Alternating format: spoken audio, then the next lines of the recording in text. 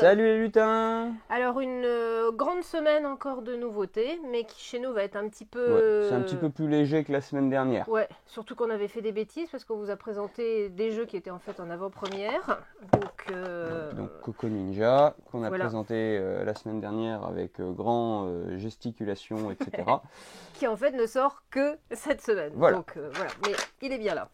les vraies Ensuite, nouveautés. il n'y a, y a pas de jeu enfant véritablement tout petit cette semaine, donc on va passer directement à du jeu familial et avec le très beau Symbiose.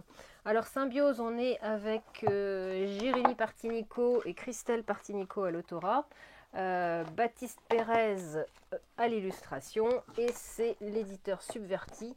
C'est une maison d'édition qui est à Toulouse et qui est une maison d'édition plutôt engagée parce qu'elle essaye de travailler ses jeux sur un modèle économique écologique. Donc les jeux sont forcément fabriqués en Europe. Les cartes sont grandes, je me rends compte que tout ne passera pas sur la vidéo sur la caméra déportée. Mais c'est pas grave, Donc, on a des belles grandes cartes. C'est un jeu un peu d'opportunisme parce qu'il Construction de va tableau, construction de opportuniste. tableau. Un peu qui ressemble un peu à du Skyjo sur le côté carte face cachée en début. Mais une belle particularité. Mais particularité puisqu'on va matcher à la fin de la partie aussi chez notre voisin de gauche et chez notre voisin de droite. Et ça se joue à partir de 2 avec un faux voisin avec la rivière qui comprend 8 cartes au lieu de 4. Le tour de jeu, il est simple. À mon tour de jeu, du coup, je choisis une carte du tableau. Je le change avec une carte face cachée. Et on fait l'échange, voilà. Sachant que la construction dans ma mare a une grande importance, puisque si je construis sur les 4 cartes du milieu, du coup je compterai les points dans ma mare. Par exemple, pour tout ce qui est objectif avec, là, toutes les cartes vertes me rapporteront 3. Si je si je pose les cartes à ma droite, du coup je compterai les points sur la mare de mon voisin de droite. Et si je mets à gauche, je compterai les points sur la mare de mon voisin de gauche. Voilà. Donc on va alterner les tours comme ça à chaque fois où on retourne. Et c'est vrai que la caméra elle est là. Ouais, je sais pas si on verra là. Ouais. On retourne. Ah là c'est déjà pas mal, je fais 8 points chez toi. Voilà, donc l'idée c'est que ces deux cartes-là vont scorer Voilà. en fonction de ce que moi j'ai fait. Donc, Voilà. c'est ça qui est intéressant, cette interaction non frontale, indirecte, mais qui oblige forcément dans le choix dans la rivière à vraiment réfléchir à ce qui est important de prendre et mettre sur les bordures vis-à-vis de ses voisins voisins. Sachant que le seul renouvellement de cartes vient du coup de nos cartes face cachée, puisqu'il n'y a aucune phase de pioche, rien du tout. Voilà. Et donc à mon tour de jeu, c'est pareil, si je veux remplacer une des cartes face visible par une autre carte face visible, je le fais. Mais en contrepartie, je dois retourner une de mes autres cartes pour que de toute façon on fasse tous le même nombre de tours et que dès que tous les gens ont leur mare révélée, on compte les points et celui qui a le plus de points gagne. C'est facile, c'est rapide, c'est ultra lisible, les cartes sont chouettes, sont bien grosses même pour les gens qui voient moins bien comme nous. C'est plutôt chouette. Voilà. Le graphisme est chouette, j'aime beaucoup la direction illustration. Très très chouette. On a dit, oui je l'ai dit, c'est Baptiste Pérez, voilà. Qui déjà a travaillé beaucoup avec Subverti parce qu'il a fait Biomos et un peu de Mixart. Voilà, ça c'est c'est plutôt notre petit coup de cœur cette semaine. Oui. Il est. Faut se dire encore un jeu à construction de tableau et finalement. J'en ai un autre qui me plaît beaucoup, mais c'est qu'un jeu à 2. Plus tard. Ouais. Voilà. On reste dans la construction de tableau avec Paper World. Alors là, on a du beau monde, Alexandre Aguilar et Benoît Turpin à l'autorat et Olivier Derueto à l'illustration, qui a déjà beaucoup travaillé avec les Lumberjacks, parce qu'il a fait Tractwell, Mindbrain, Magic Rabbit et Super Yahoo, mais là qui est chez Spaceco. Et Benoît Turpin, évidemment, on le connaît bien, puisque c'est quand même le grand co-auteur de Welcome. Une magnifique boîte. Travail éditorial, parce que je ne sais pas si on peut le voir à la caméra, mais la boîte est en relief, parce qu'en fait elle explique bien le jeu en fait. Oui, c'est ça. On va aller sur une succession de paysages, un zoom, on va rentrer dans des différents paysages et elle exprime vraiment très très bien le jeu, je trouve. Oui, à chaque fois on rajoute quelque chose à l'arrière-plan à chaque fois. Donc on va chacun avoir une petite carte de démarrage. La mécanique du jeu, elle est simple. À mon tour de jeu, soit je pioche, soit je construis. Pour piocher, soit je prends des cartes du même chiffre, soit je prends des cartes de la même couleur. Donc voilà, il y a du choix. Ouais. Voilà. Donc on prend, on met en main, et ensuite sur la phase de construction, c'est la même chose. C'est soit je construis que des cartes de même valeur, et dans ce cas-là, du coup, je place, soit je construis des cartes que de même couleur, mais forcément, il y a un mais, puisque les cartes ayant des chiffres, sur un 1, je ne peux mettre qu'un 2, sur un 2, je ne peux mettre qu'un 3, etc. Sachant que, on peut se défausser d'une carte. Voilà, on peut se défausser d'une carte pour sauter une valeur. Ça c'est bien, sauf que les cartes que l'on défausse, c'est une défausse personnelle. C'est un point de moins en fin de partie. Pareil, en fin de partie, toutes les cartes que j'ai en main que je n'ai pas posées, c'est du point négatif. Donc, on va construire comme ça, au fur et à mesure. Voilà. Tu as mis sur un noir. C'est pas grave, je triche. Bon, surtout que c'est pas comme s'il y avait un 2 bleu. Voilà, hop, un noir, voilà. Donc on va construire un tableau de 3 par 3. On pose toujours orthogonalement connecté à une carte qu'on a déjà posée. Il y a des petits objectifs de courte partie. Le premier qui arrive récolte 2 points. Le deuxième à 2, du coup, récoltera 1 point. Voilà, il y en a un troisième que je n'ai pas mis. Les petits ciseaux, ça donne des petits bonus. Ça permet de sauter une valeur sans défausser une carte. Et les petits ciseaux, on les gagne quand on prend une carte ciseaux. Et on joue comme ça jusqu'à ce qu'il n'y ait plus que 2 piles. Et dès qu'il y a 2 piles, chacun fait encore un tour. Et on compte les points. Et celui qui a le plus de points, il a gagné. Voilà. Je voulais juste montrer la construction. La construction de tableau. Tu as un 1, 2, 3, 4. Voilà. Alors, hop. Donc le 1, on a juste le bout de mer. Le 2, on ramène un bout de mer en arrière-plan. Le 3, on ramène un Kraken. Release the Kraken. Voilà. Le petit 4. Le 4, on rajoute le phare. Et le 5, on met le ciel. Voilà. Ce qui est vraiment, on a l'impression d'entrer dans l'univers. Et je trouve une jolie réflexion sur le jeu qu'ils apprennent et que un jeu de placement, de superposition. Mais il y a ce petit plus du coup par cet univers que je trouve très très bien imaginé. Voilà, Paper World. Et ça c'était les petits jeux de cartes de cette semaine et on va passer à de la plus grande boîte en jeu à 2.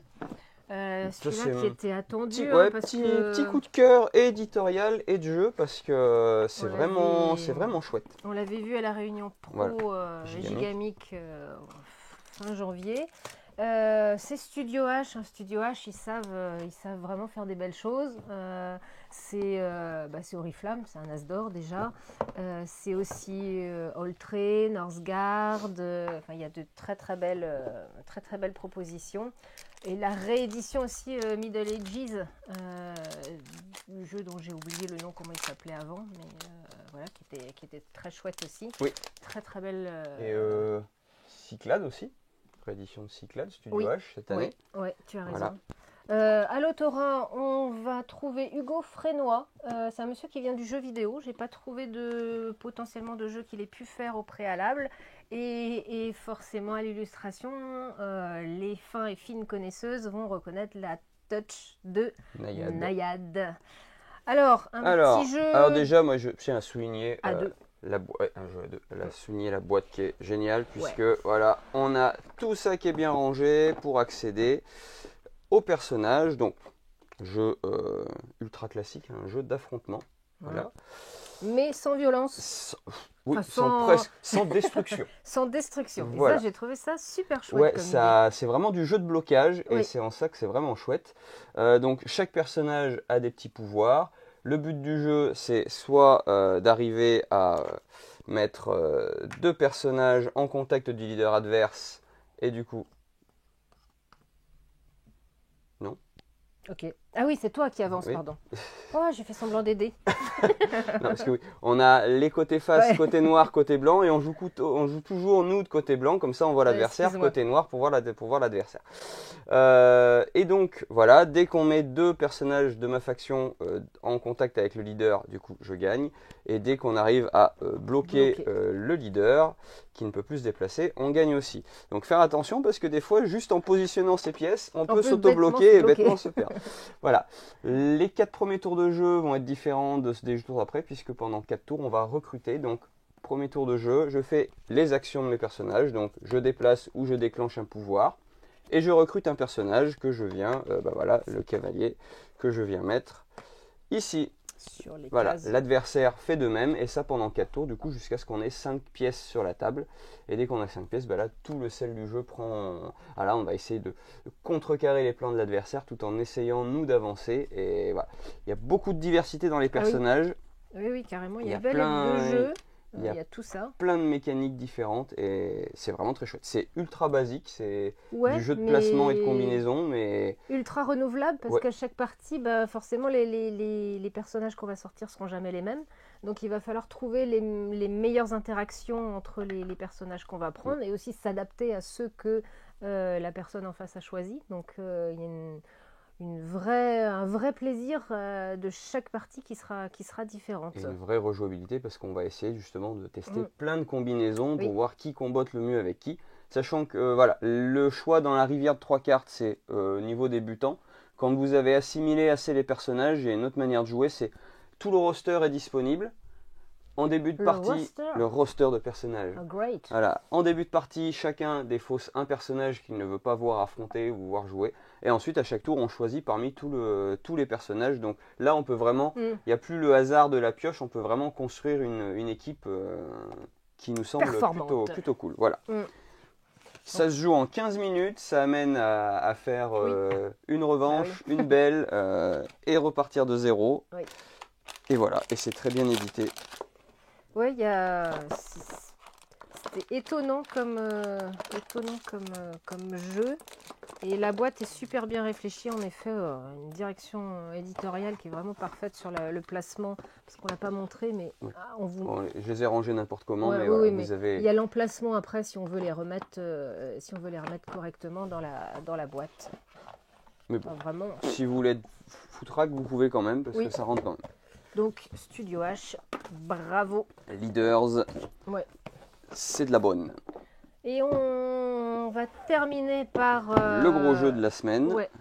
Qui est un moyen gros jeu, parce que donc, on avait commencé il y a quelques années, j'ai pas noté la date, avec Wingspan, donc un jeu d'Elizabeth Hargrave. Puis on était passé à quelque chose d'un petit peu plus... gamer. Joueuse avec le Wyrmspan.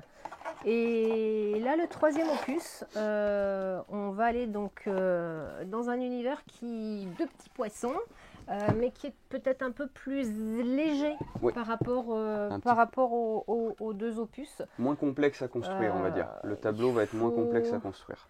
C'est quand même, j'ai pris quelques informations sur Stone Meyer Game, donc qui est l'éditeur originel. C'est une localisation Matago. C'est 1,9 million d'exemplaires vendus de Wingspan depuis sa création, donc c'est quand même une belle réussite. Et le Wyrmspan l'année dernière, c'est 300 000 exemplaires vendus. Ah oui, quand même. C'est leur meilleure vente l'année dernière, puisque Wingspan est à 277 000 exemplaires. Comme quoi, faut investir sur les dragons. C'est une très très belle réussite en fait, cette mécanique de jeu et cette déclinaison. Donc bravo. On peut dire qu'une extension pour le Wyrmspan est prévue sur la fin d'année. Une extension Europe, Océanie, je ne sais pas, j'ai pas l'information. Qu'est-ce qu'ils vont inventer pour les dragons? On va voir. Donc les poissons. Voilà, on va pas revisiter la mécanique. Donc on est sur un jeu où on va construire un tableau et en même temps générer un moteur de ressources. Pas d'ordre préétabli comme on peut trouver sur Wingspan où les questions de tempo sont vraiment un peu plus complexes. Là, c'est très simple. Donc, j'ai 2 actions au choix. On va faire 4 rounds de 6 tours. J'ai 2 actions au choix. Donc, soit, hop, je mets mon petit plongeur ici et je pose un petit poisson. Donc, en payant le coût indiqué. Donc, c'est très clair. C'est soit des cartes à défausser, soit des œufs à défausser. Je pose le poisson, du coup... Dans la zone, j'ai mangé le nom des zones où il y a de la lumière, où il y a un peu moins de lumière et où il n'y en a pas du tout. Voilà, donc je le pose dans la colonne que je souhaite. Si j'ai un effet de pause, ben là, je peux déplacer des petits poissons, puisqu'on va avoir des petits poissons qui vont naître et qui vont se déplacer.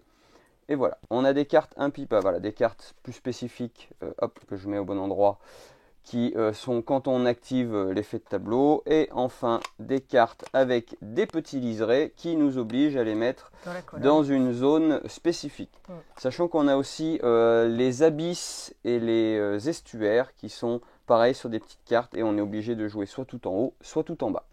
Donc ça, c'est la première action, c'est poser un poisson. La deuxième action, c'est je vais poser mon petit plongeur sur l'une des 3 colonnes et il va descendre au fur et à mesure et activer les effets. Donc là, par exemple, je pioche parce que j'ai un poisson. Là, je pioche pas parce que j'ai pas de poisson. Là, je repioche parce qu'il y a un poisson qui est dessiné sur le plateau de jeu au départ. Et ensuite, j'ai droit à un effet bonus où là, je vais pouvoir récupérer un petit poisson de ma défausse. Les défausses sont personnelles. Voilà. Donc, on va poser des petits œufs. Les petits œufs, on va les faire éclore pour mettre des petits juvéniles. Et les petits juvéniles, il va falloir qu'on les rassemble pour faire des bancs de poissons, puisque ça va permettre, au bout de 3 juvéniles, j'ai un banc, ce qui me permet de faire un petit peu plus de points. Et après, c'est des cartes avec du texte, du scoring de fin de partie. Là, on reste dans ce qu'a fait Wingspan et Wingspan, c'est de la combinaison de cartes et de l'engine building. Ce qui est intéressant, c'est qu'il faut... Forcément, les cartes, on va les piocher, il y a un côté aléatoire de toute façon. Mais c'est surtout que les scorings de tours sont vraiment différents. Donc, il faut réussir à mettre un petit peu de chaque... faire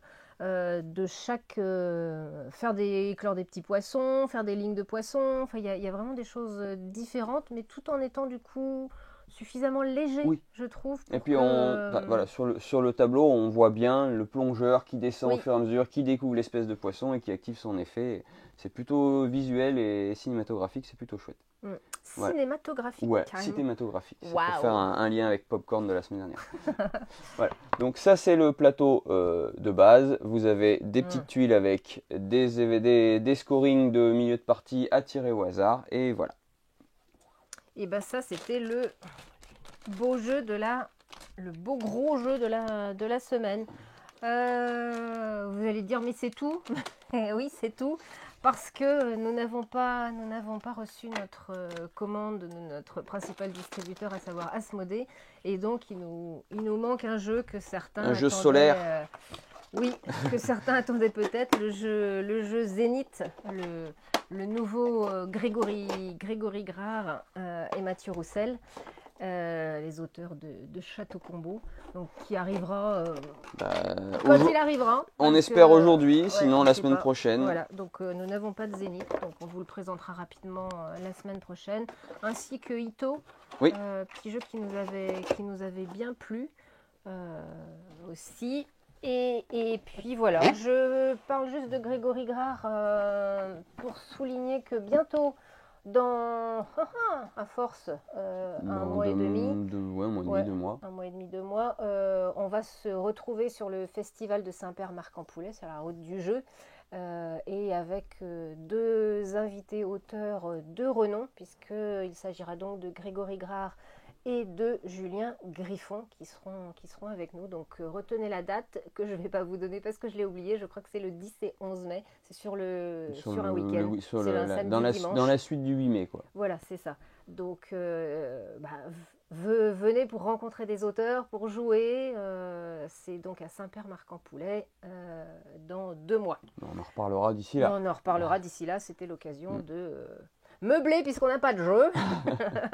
Non, de 2 auteurs qu'on va avoir plaisir à rencontrer. Enfin, Julien Griffon, on le connaît déjà un petit peu. Il était passé déjà nous faire un petit coucou à Dinan. Et on va découvrir Grégory Grard. Voilà. C'est tout pour cette semaine. C'est tout pour cette semaine. Il y a du Pokémon qui arrive la semaine prochaine aussi. Et puis voilà. Il va passer un très bon week-end. Et à la semaine prochaine. À la semaine prochaine. Salut.